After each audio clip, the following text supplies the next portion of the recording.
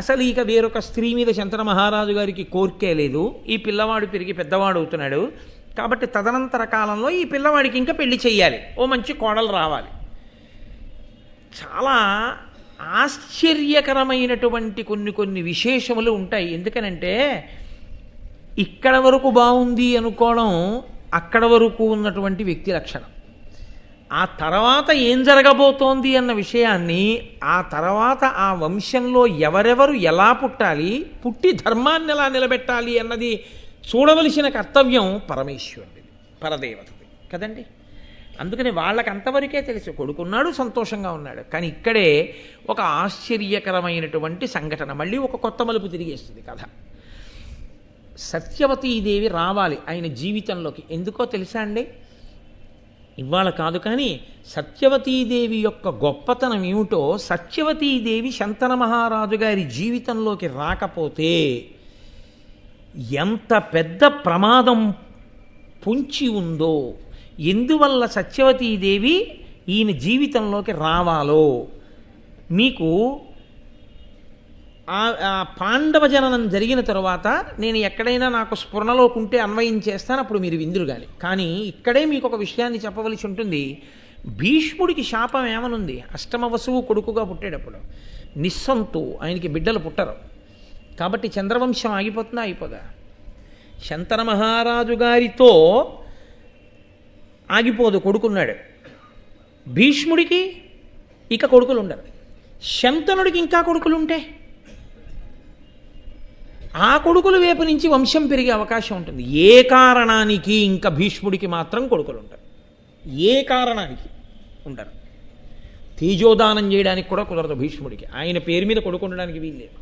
ఎందుకంటే వశిష్ఠ శాపం ఉంది కాబట్టి. అయిపోయిందా? చంద్రవంశం అంతరించిపోయిందా? అలా అంతరించిపోతే ఇంతమంది మహాపురుషులు పుట్టినటువంటి పుట్టుక యొక్క గొప్పతనం ఏమిటి? వంశం ఎందుకు అంతరించాలి? వంశం అంతరించిపోయింది అనేటటువంటిది పరమ భయంకరాతి భయంకరమైన విషయం.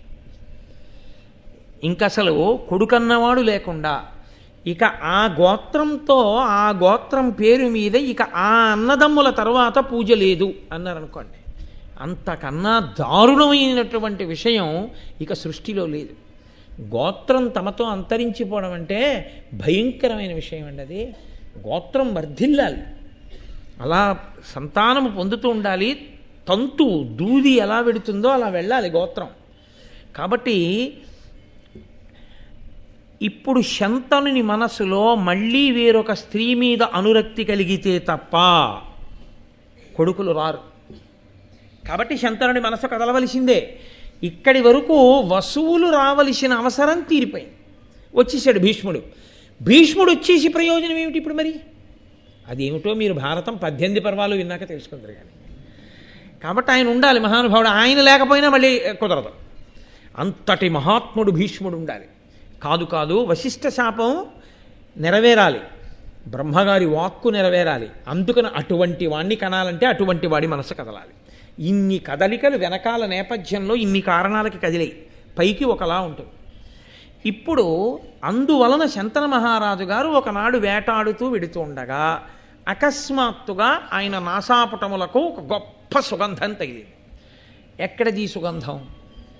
సత్యవతీదేవి. ఎవరా సత్యవతి? వేదవ్యాసుని కన్న తల్లి. ఆమె తల్లిగా ఉండిపోయిందా? నేను వేదవ్యాసుని వంటి మహాపురుషుడికి తల్లినవుతున్నాను కనుక పరాశరునికి భార్యాస్థానంలో కూర్చుంటున్నాను కాబట్టి ఒక్కసారైనా కొడుకుని కందిగా పరాశరుడికి భార్యగా నా జీవితానికి చాలు అని ఊరుకుంటాను అన్నది ఆవిడ సిద్ధాంతమా? కాదు. అలా అయితే ఆవిడ నా కన్యాత్వం చెడకూడదన్న కోరిక కోరదు. ఆవిడ కన్యాత్వం చెడకూడదు అని కోరుకుంది అంటే సుదీర్ఘకాలము పాటు వేరొక మహాత్ముడికి భార్యాస్థానంలో కూర్చుని ఆయనకి పరిచర్య చేస్తూ తాను భార్యని అన్న సంతోషంతో ఉండాలి. కానీ దాని వలన ఆయన మోసగిస్తున్నానన్న బాధ ఉండకూడదు. కాబట్టి ఆమెకి కన్యాత్వం చెడకూడదు. అందుకు నా రోజున ఆ మాట ఆవిడ నోటంట పలికించాడు దేవతలు. కాబట్టి ఆవిడ ఆ మాట అడిగింది, పరాశర మహర్షి వరం ఇచ్చారు. కాబట్టి సత్యగర్భంలో పుట్టాడు వేదవ్యాసుడు తప్ప మహానుభావుడు ఆయన 10 నెలల నిండో 3 సంవత్సరముల నిండో పుట్టినవాడు కాడాయన. ఆమె కన్యగానే ఉంది కాబట్టి ఆమె భర్త కోసం ఎదురు చూస్తోంది. ఎవరు భర్త కావాలి? ఇది ఎప్పుడో నిర్ణయింపబడిందన్న విషయం మీకు ఎదర తెలుస్తుంది. ఎలా తెలుస్తుందో మీరే చూద్దురు కానీ. కాబట్టి ఇప్పుడు శంతన మహారాజు గారి యొక్క నాసాపుటములకు ఆ సువాసన తగిలింది. ఒక రాజుకి ఓ సువాసన తగిలితే అబ్బా ఎంత బాగుందో అంటాడండి. రాజులకున్న భోగముల కన్నానా ఏమైనా లోకంలో. కానీ ఆ వాసన ఆయనని ఆకర్షించింది. అది కదలిక. గాలి కదుపుతోందండి భారతాన్ని అంతటినీ. సువాసన గాలిలో కాదు వచ్చేది, ఎన్ని చోట్ల గాలి పాత్ర పోషిస్తోందో చూడండి. నమస్తే వాయోత్తమేవ ప్రత్యక్షం బ్రహ్మాసి, ఆ వాయువే పరబ్రహ్మమని కీర్తిస్తాం మనం. కాబట్టి ఇప్పుడు ఆ వాయువు, ఆ సువాసన ఎక్కడ తగిలిందో దాన్ని వెతుక్కుంటూ దాని మూలముల వైపుకి వెళ్ళాడు. వెడితే ఆయనకి యోజనగంధి కనపడింది. ఆవిడ వంక చూసి చాలా సంతోషించిన వాడై ఆమెను వివాహం చేసుకోవాలి అని కోరుకున్నాడు. కోరుకుని ఆమె అంది, నా తండ్రి దశరాజు, ఆయన అడగవయా, అడిగితే ఆయన ఒప్పుకుంటే నువ్వు నన్ను భార్యగా స్వీకరించవచ్చు అంటే ఈయన వెళ్ళి ఆ దశరాజుని అడిగాడు, నీ బిడ్డని నాకు భార్యగా చెయ్యి అని అడిగితే దాశరాజు అన్నాడు, భూపాల, నీకు ఈ కోమలి వలన పుట్టిన సుతుడు నీ పరోక్షంబున రాజు కావలే, ఎమ్మినిట్లీగ నోపుదే అనిన శంతనుడు గాంగేయు యువరాజు తలచి ఈ పల్కు తక్కగా ఒండు వేడుము ఇచ్చదని నేను. ఆ దశరాజుని నీ కూతురైనటువంటి యోజనగంధిని నాకు ఇచ్చి వివాహం చెయ్యి అన్నాడు. చాలా సంతోషిస్తున్నాను అన్నాడు ముందు. అని ఆయన అన్నాడు దాశరాజు, లోకంలో నా సంతోషం ఏమిటి,